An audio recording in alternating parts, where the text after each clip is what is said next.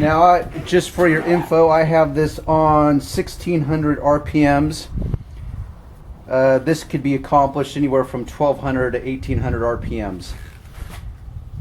And in this case, also, I'm using, if I had to guess, probably about 12 pounds of pressure that I'm pushing down on this. That's not too much. If you watch my other video where I did the decal removal on the front end of that RV, I had to use a lot more pressure. This, once again, is a different material. It's a little more sensitive. It responds quicker. Anyhow, so once again, it's all about understanding the appropriate way to finesse or nuance the moment. Also, guys, I'm going to go over here and clean this real quick.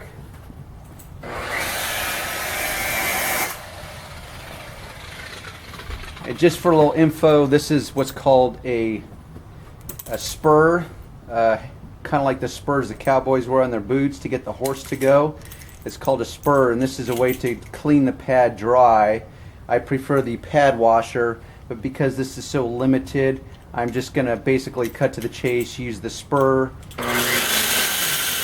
and it just breaks up and removes some of the old polish and so forth. So let me finish this section. And this is another thing. Guys will use, as a rule, too much polish or wax. This doesn't take that much. Actually, I could probably, and it's a trade-off. It's like this will be more than enough to finish this whole section. And it's not a very big section, so I could actually use half that polish and take it in smaller sections. But once again, experience, I know how to cut to the chase.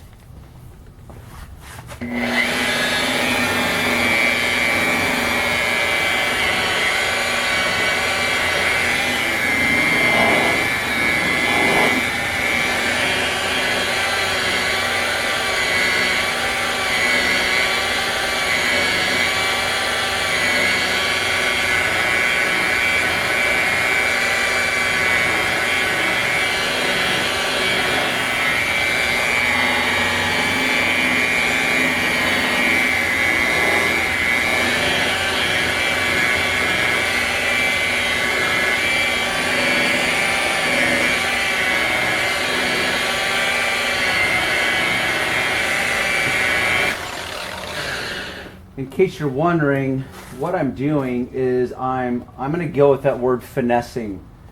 I'm finessing the different angles, the different ridges. So that's this deal with gel coat, is that this edge here, this angle, edge, whatever you want to call it, I can burn, and it's not the same as burning paint off of an edge of a car. Because there's no paint I'm burning off. I'm literally working with the solid material now. What does happen is I can burnish. In case you don't know what that means, it's basically like the process of using friction to create an effect. They use it in the art world, but we also use it in the detailing world, because what will happen is if I build up too much heat and friction on this edge, it will do some damage. Now I can polish away that damage by using less pressure, some more compound. So you really have to finesse these edges, and once again, that's where experience comes in. So that's what I'm doing, is I'm looking for my results. I'm checking my results as I polish. So I have to make sure that my sanding marks are coming out completely. Up here at the top edge, I still need to do a little more polishing. You can apply a little polish like this. Typically, I prefer to apply it to the pad, but once again, it's all about finessing it.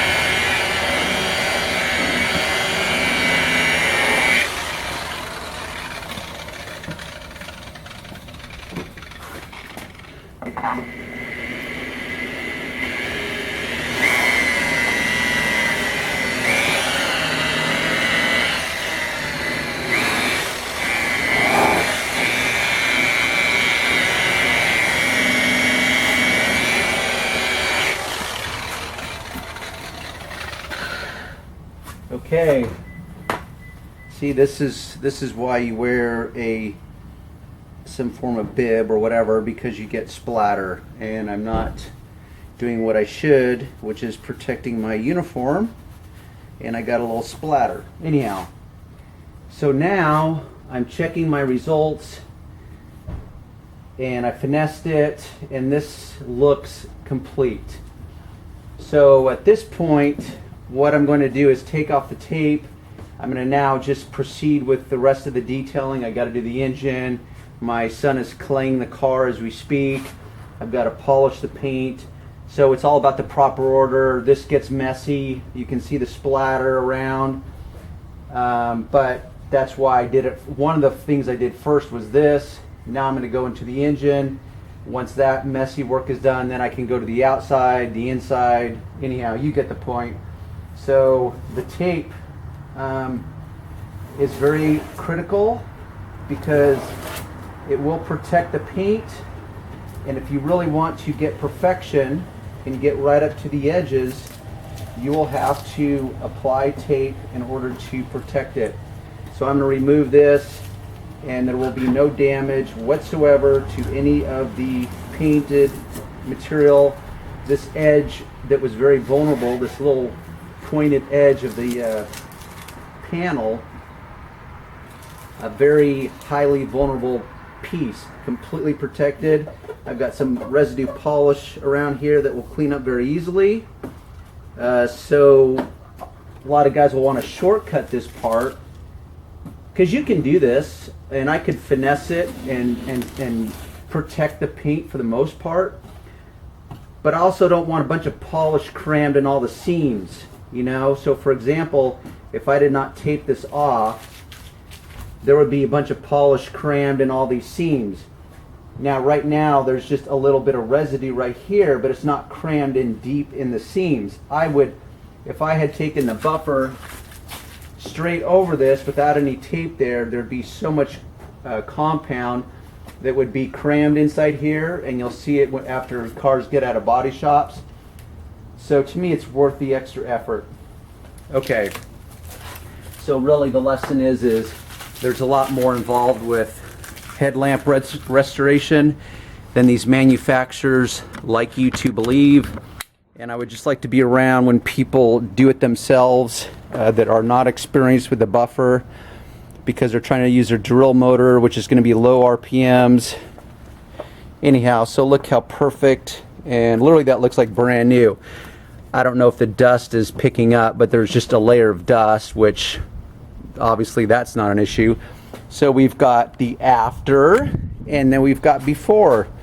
So you tell me. Definitely the results, see all this degrading, definitely the results are worth the effort. I think I charge, you'd have to look at my pricing page, I think I charge 80 bucks to do a set of headlamps if I'm already detailing the car. If I have to show up separately just to do the headlamps, I think I charge 150 bucks.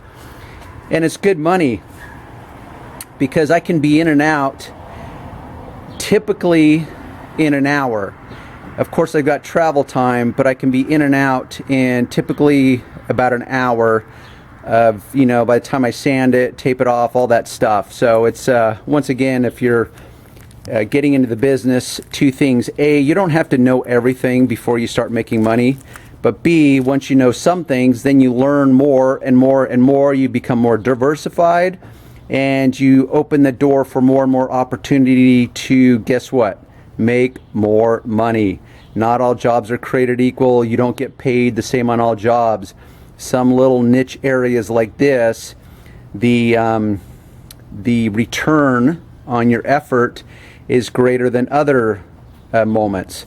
So you will, and that's one of the cool things is that you'll find that certain jobs like RVs and boats and so forth, that let's say you're used to making $50 an hour or $75 an hour, suddenly you're making $100 or $125 an hour, and you're like, whoa, I didn't see that coming. I'm going to do this more often. So anyhow, that's just one of the nuances of the business.